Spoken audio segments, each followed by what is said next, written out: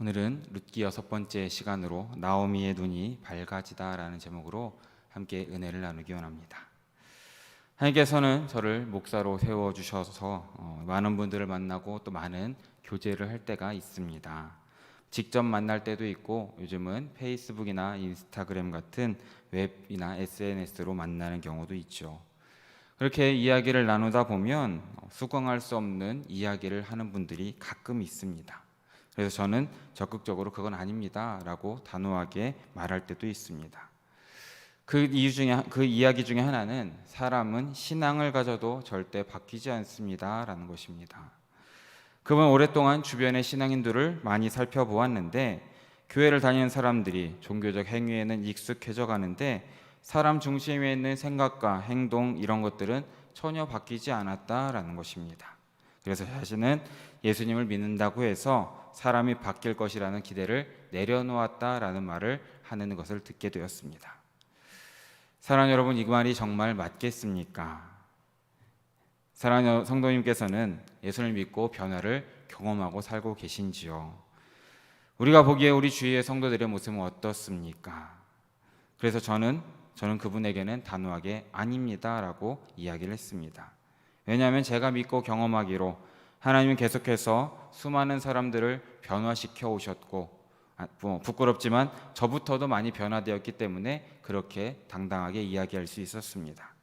사람을 변화시키지 못한 하나님은 제가 아는 하나님이 아닌 것 같습니다. 그래서 저는 하나님은 반드시 사람을 변화시킵니다 라고 말씀을 드렸습니다. 오늘 말씀을 통해서 나오미가 어떻게 변화되는지 함께 말씀을 통해서 하나하나 알아보고자 합니다. 오늘 우리가 함께 읽은 본문은 룻이 나오미에게 이삭 줍기로 얻은 보리 에바를 보인 후에 나타난 나오미의 반응에서 시작이 됩니다. 나오미는 룻이 가져온 한 에바의 보리로 인해서 감격을 하지요. 무려 17kg이나 되는 보리를 가져왔기 때문이었습니다.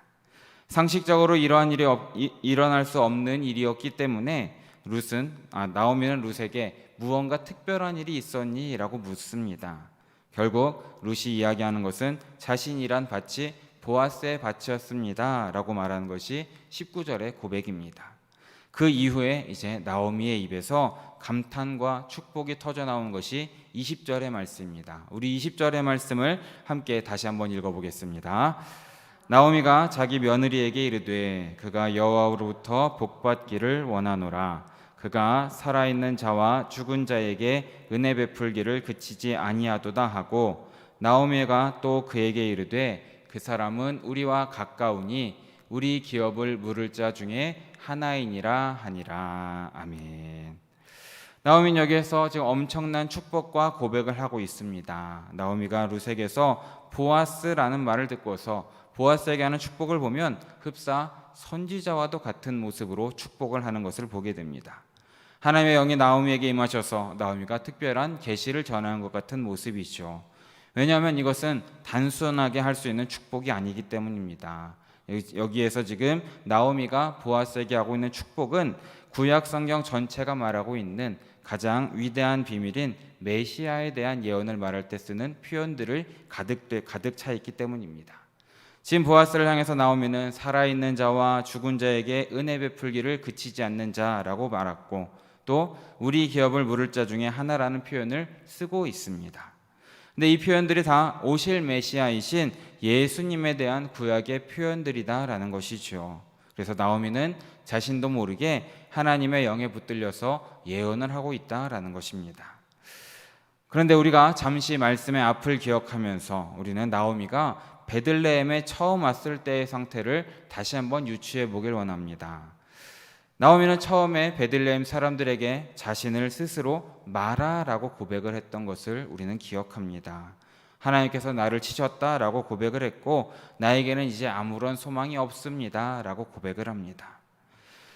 나오미가 자신이 누구인지 하나님의 앞에서 비춰보게 되었고 이 고백이 이제 나오미로 하여금 하나님의 은혜로 나아가게 되는 통로가 되었다라는 것이죠. 그런데 나오미는 이 하나님의 은혜의 통로로 나아가지 못하고 자신의 죄인됨에 대한 고백과 주권에 대한 고백을 한 이후에 그냥 그 자리에 머물러서 심각한 좌절에 더 빠져버렸다라는 것입니다. 지금 자신이 처한 현실의 상황이 영적 상태와 맞물려서 깊은 우울감으로 빠져들었던 것이죠. 자신의 죄인됨 그리고 무능함을 여실하게 깨닫는 것은 분명 중요합니다. 거듭난 자녀로서 그것은 매우 중요한 것이고 시작점이라는 것이죠. 하지만 나오미는 거기에서 은혜로 나아가지 못하고 그 자리에 멈춰서 머물러 버렸던 것입니다. 나는 마라일 뿐이다 라고 생각했던 것이죠. 그래서 결과적으로 나오미는 아주 깊은 침체에 빠지게 되었다라는 것입니다. 이것을 어디에서 볼 수 있냐면 2장을 시작할 때 우리는 룻은 나오미에게 이삭을 주우러 가겠습니다 라고 말을 합니다. 그런데 말씀드린 것처럼 이삭 줍기라는 것은 많은 힘이나 기술을 필요로 하는 것이 절대 아니었습니다. 이 일이 고된 일이고 얻을 수 있는 것이 적기는 하지만 사실 누구나 가서 할 수 있는 쉬운 일인 것도 사실이라는 겁니다. 또 룻기 말씀 전체를 살펴보아도 젊은 이방 여인인 룻이 혹시라도 밭의 일꾼들에게 어려운 일을 당할 수도 있겠다라는 우려가 여기저기에서 언급이 되는 것도 사실이죠. 그렇다면 이 동네에서 살았던, 이 베들레헴에서 살았던 나오미가 이런 상황 가운데 룻과 함께 이삭을 주우러 가는 것은 당연한 일이었을 것입니다. 조금이라도 손을 보태야 하는 것이죠. 이삭을 줍다가 혹시라도 힘들면 옆에 앉아 쉴지라도 룻을 지켜줄 수 있는 자리에서 함께하고 또 룻과 함께 이야기를 나눌 수도 있었을 것입니다. 하지만 나오미는 룻을 보내고 종일 혼자 집에 앉아 있었던 것입니다. 이것은 나오미의 나이가 너무 많았기 때문에도 아니었을 것이고 몸에 병이 많아서도 아니었을 것입니다. 이유는 하나, 무너진 마음 때문이었다는 것을 우리는 기억해야 되는 것입니다. 집 밖에 나와서 베들레헴 사람들과 만나는 것이 너무나 힘들었던 것이죠. 사람들이 자신을 보면서 왠지 수군수군하는 것 같은 느낌이 들었던 것입니다. 그래서 다른 사람의 밭에 들어가서 이삭을 줍고 있는 자신의 그 초라한 모습을 보이고 싶지 않았던 것입니다. 당장 굶어도 그것은 싫었기 때문에 룻과 함께 가지 않았던 것이고, 이렇게 나오미의 병은 몸에 생긴 것이 아닌 마음에 생긴 병이었던 것이다 라는 것이죠.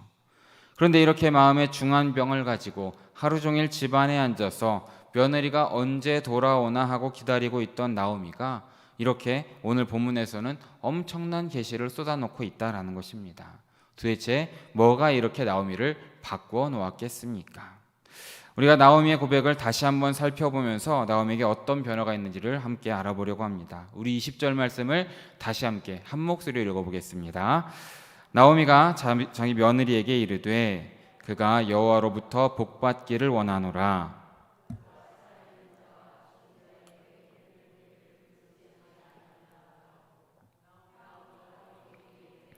그 사람은 우리와 가까우니 우리 기업을 물을 자 중에 하나이니라 하니라. 아멘.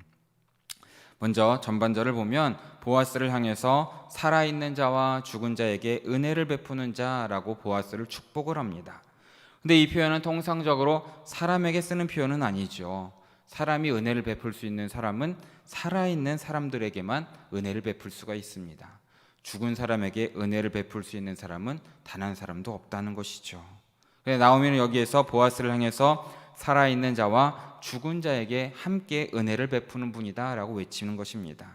그래서 나오미는 보아스를 통해서 또 다른 누군가를 보고 있는 것입니다. 누구입니까? 바로 오실 하나님의 아들을 보았다라는 것이죠. 또 후반절을 보면 나오미는 보아스를 기업 물을 자 중에 하나다라고 고백하고 있습니다. 이 기업 물을 자는 히브리어로 고엘이라는 단어를 쓰고 있는데 이것을 우리말로 번역하면 이제 구속자로도 이제 함께 볼 수 있습니다. 대신 값을 주고 원상으로 회복시켜주는 사람을 뜻하는 단어입니다.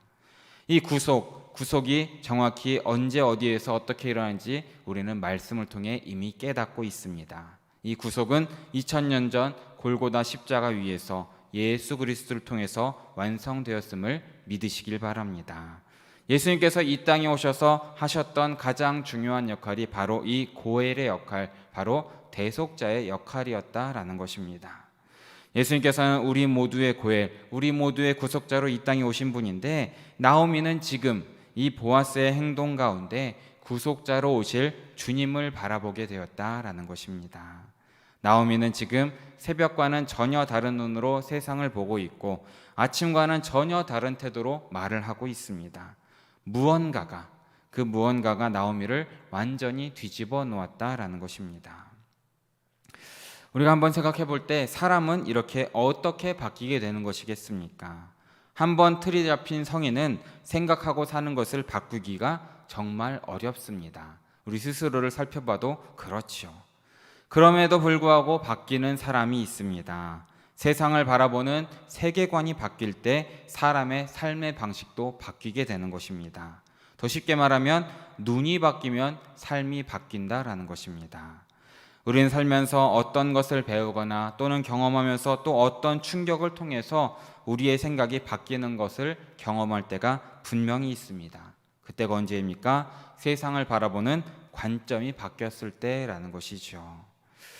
찰스 디킨스라는 작가가 쓴 크리스마스 캐롤이라는 작품이 있습니다. 아마 다 아실 텐데, 그 안에는 스크루지라는 구두쇠가 등장을 합니다. 이 스크루지는 성탄절 전날 밤에 꾸는 꿈으로 큰 충격을 받게 됩니다. 꿈에서 과거를 보고 현재를 보고 미래를 보게 되었는데, 스크루지는 그 이후에 더 이상 이전과 똑같은 삶을 살 수가 없게 됩니다. 삶 전체가 꿈 하나로 바뀌었다는 것입니다. 왜 그렇게 바뀝니까? 꿈을 통해서 만난 이 자신의 미래가 너무나 큰 충격이었기 때문이었습니다. 그래서 그 충격을 통해서 그의 생각과 그의 인생, 그리고 재물을 바라보는 스크루지의 눈이 완전 달라졌고 그의 삶이 다 바뀌게 되었다라는 것이죠. 그런데 여러분, 한편의 소설이나 꿈에 대한 이야기가 아니라 우리 하나님은 끊임없이 우리에게 다가오시고 우리의 생각과 부딪히신다는 것을 기억하시길 진심으로 바랍니다.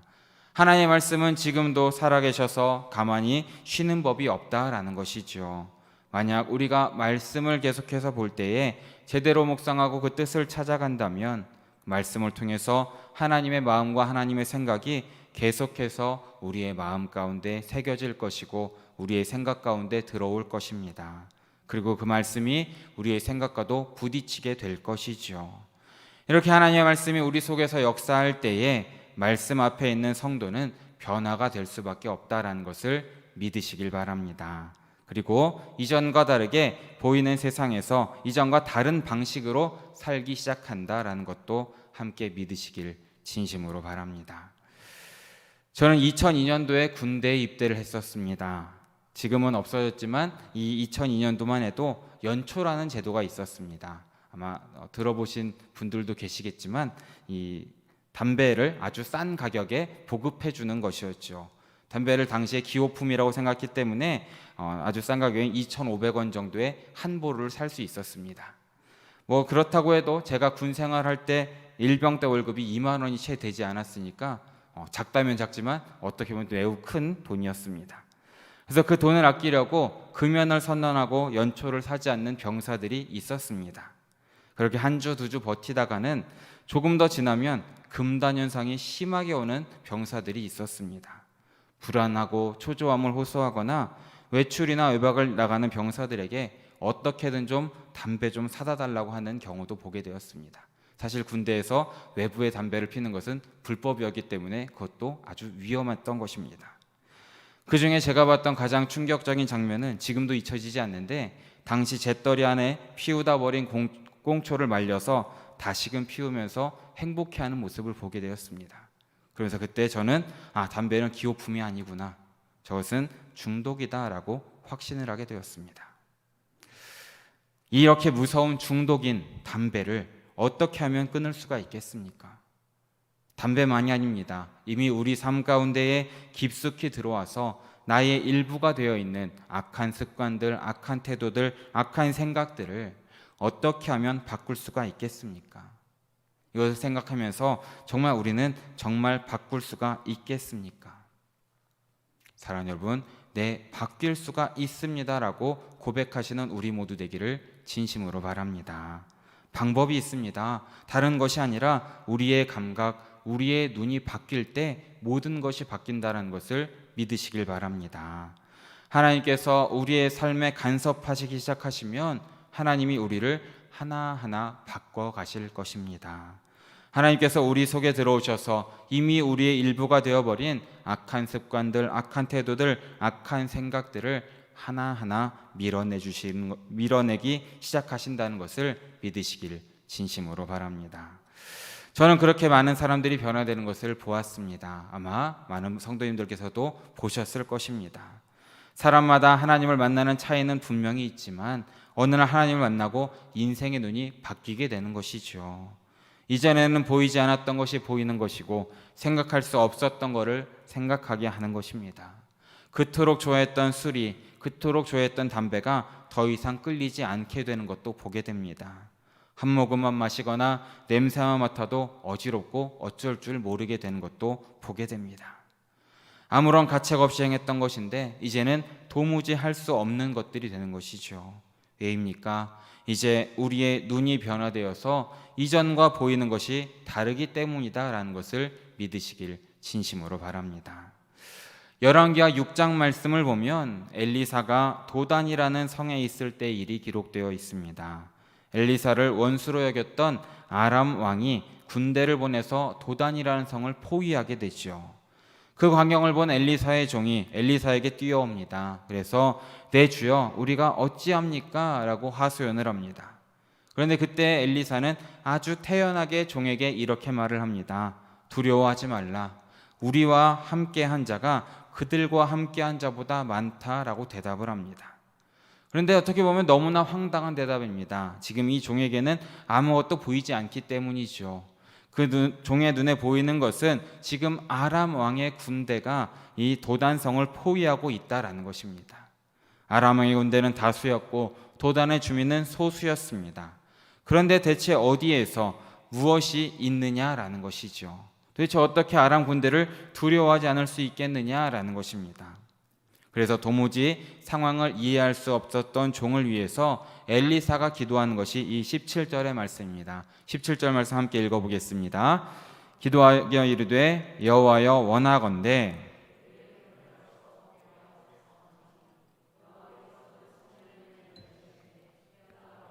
불말과 불병거가 산에 가득하여 엘리사를 둘렀더라. 아멘.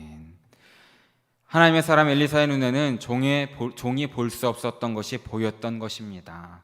자신을 둘러싼 아람 군대와 자신 사이에 진치고 있었던 하나님의 군대를 엘리사는 보고 있었다라는 것이죠. 그래서 기도를 통해서 종의 눈이 밝아졌고 그 종도 역시 하나님의 큰 군대를 보게 되었던 것입니다. 그로 인해서 두려움에서 벗어나는 것은 당연한 일이었다라는 것입니다. 사랑하는 여러분, 나오미는 이 한 에바의 보리 앞에서 그리고 보리를 챙겨준 보아스라는 이름 앞에서 눈이 밝아졌음을 믿으시기 바랍니다. 베들레헴에 왔지만 밖으로 나갈 수 없는 마음, 이 땅에 살 소망이 없어 죽는 것 말고 어느 것도 기대하지 않았던 낙심한 마음이었는데 무언가를 보았기 때문에 이 모든 것이 변화가 시작되었던 것입니다. 무엇입니까?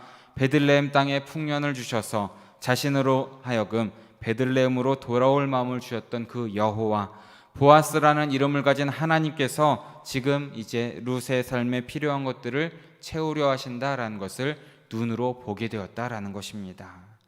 하나님께서 엘리사의 종의 눈을 열어서 그들을 둘러싸 보호하는 불병거와 자신의 군대를 한순간에 보게 하셨던 것처럼 지금 나오미의 눈이 한순간에 밝아져서 하나님을 보게 되었다라는 것이죠. 그래서 텅 빈 나오미의 인생을 채우시기로 작정하신 하나님으로 인하여서 나오미의 눈에도 이제 무언가가 보이기 시작했다라는 것입니다.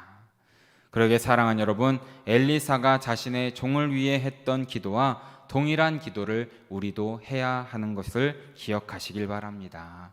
우리의 눈이 밝아지기를 기도해야 하는 것입니다.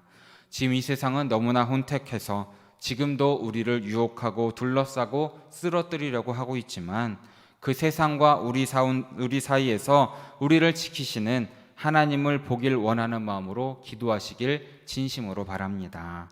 우리를 지키시는 하나님의 불병거와 군대가 보이길 기도하시는 성도님들 되시길 진심으로 바랍니다. 그러므로 하나님의 군대에 의지하여서 세상을 환경을 두려워하지 않는 사랑하는 성도님들 모두 되시기를 진심으로 바라고 소망합니다.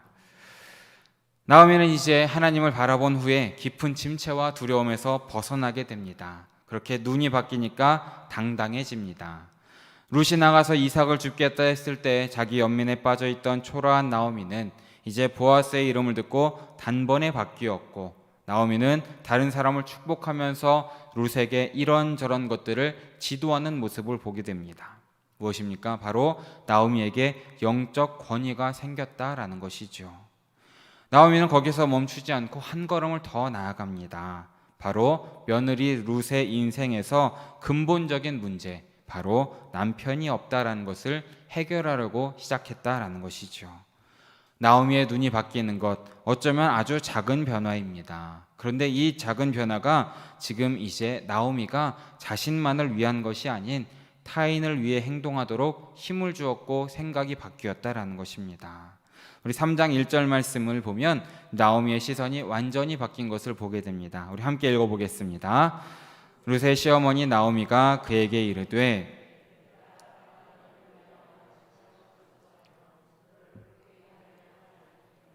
아멘.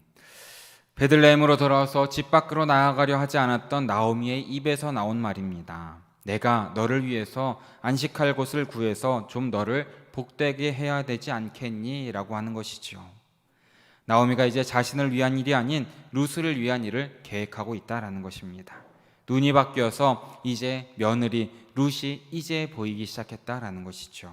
그래서 룻을 조금이라도 도와줄 방법을 생각한 것입니다.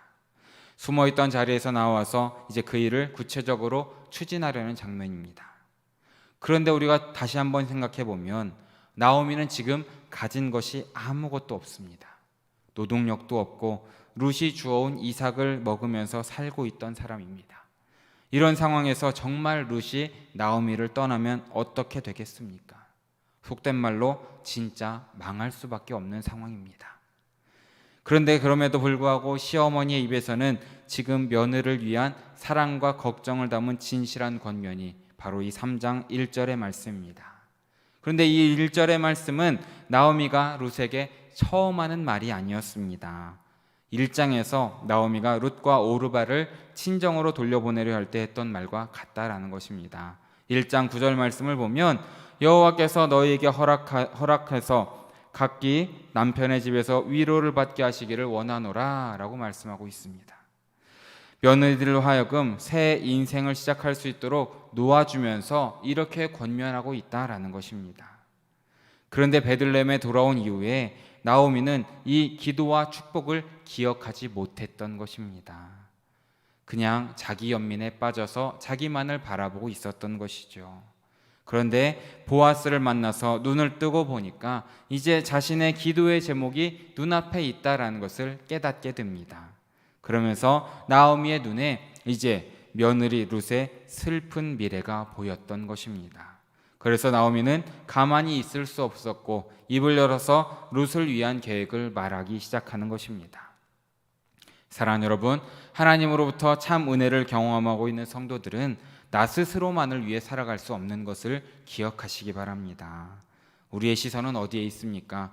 온통 나에게 있는지 아니면 사랑과 섬김과 수고와 헌신이 필요한 사람들에게 있으신지 한번 살펴보시길 바랍니다.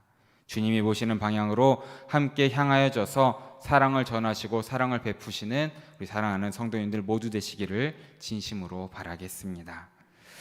오늘 본문 마지막 부분인 이제 3장 2절에서 5절까지 말씀을 보면 룻을 위한 계획이 나와 있습니다. 우리 함께 한 목소리로 읽어보겠습니다. 내가 함께하던 하녀들을 둔 보아스는 우리의 친족이 아니냐? 보라, 그가 오늘 밤에 타작마당에서 보리를 까불리라. 그런즉 너는 목욕하고 기름을 바르고 의복을 입고 타작마당에 내려가서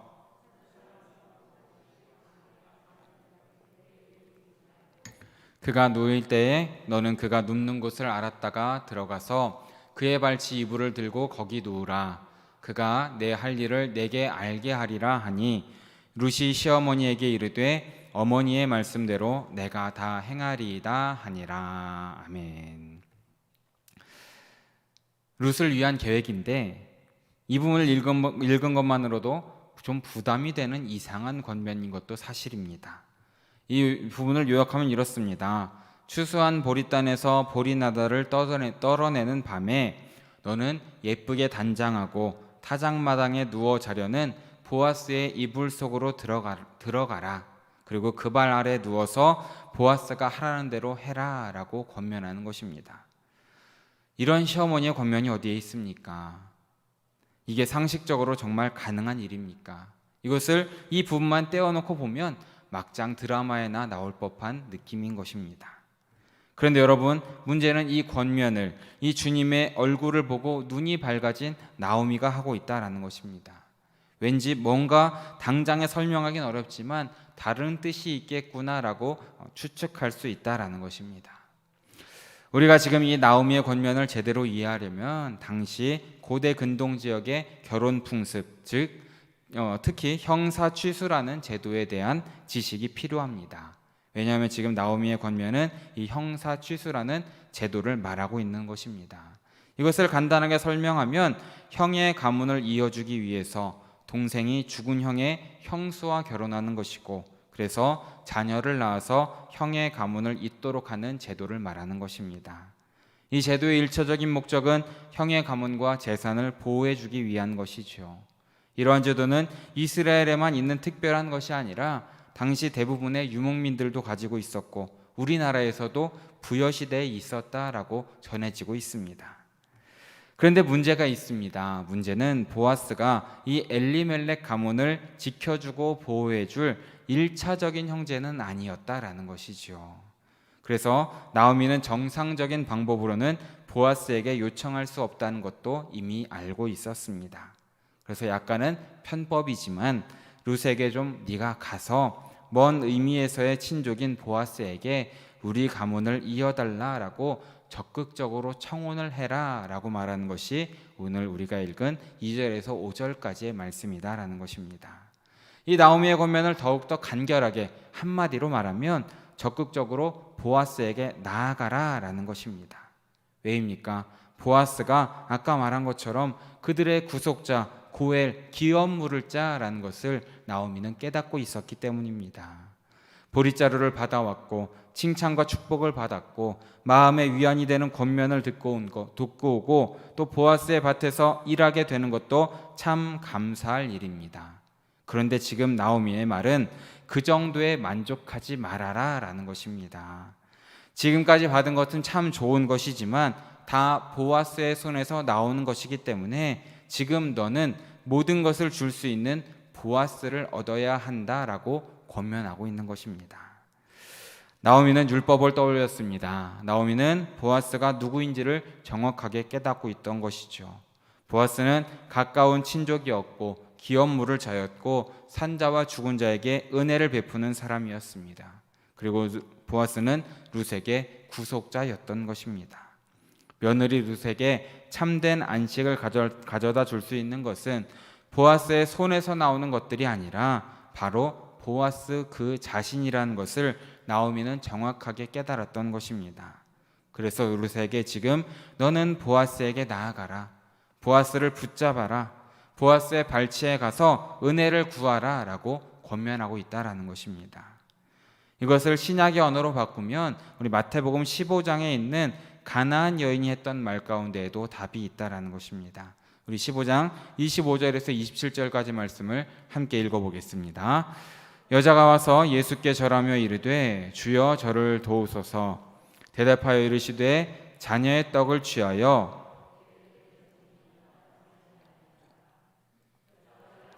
주여 올소이다마는 개들도 제 주인의 상에서 떨어지는 부스러기를 먹나이다 하니. 아멘. 여기 보면 이스라엘 사람들이 개 취급을 했던 가나안 여인이 한 명 나옵니다. 근데 이 여인의 딸이 귀신에 들렸던 것입니다. 그래서 26절 말씀을 보면 지금 귀신 들린 딸 문제로 나온 이 여인을 예수님께서도 무시하고 개 취급을 하고 있는 것을 보게 됩니다. 그런데 이때 여인이 이렇게 대답하는 것입니다. 그렇습니다. 하지만 개들도 자기 주인의 상에서 떨어지는 부스러기는 먹고 삽니다 라는 것입니다. 나는 개입니다. 하지만 주인의 땅에서 떨어지는 부스러기 정도는 좀 먹을 수 있지 않습니까? 라는 것이죠. 내 딸이 귀신에게 놓여 자유하게 되는 것도 부스러기니까 제발 나에게 부스러기라도 좀 달라라고 고백하는 것입니다. 그래서 여인을 향해 예수님의 대답은 무엇입니까? 내 믿음이 크다, 내 소원대로 될 것이다 라고 말씀해 주십니다. 그런데 우리는 이 여인의 고백 가운데 하나를 좀 더 발견하길 원합니다. 지금 이 여인은 분명 딸의 축기를 떡에서 떨어지는 부스러기라고 표현을 하고 있습니다. 그렇다면 이 여인의 진정한 갈망이 무엇이겠습니까? 바로 떡도 먹고 싶다라는 것이지요. 멸시받는 가난한 사람인 내게는 과분한 일이지만 내 소망은 떡도 먹는 것입니다 라는 것이죠. 왜입니까?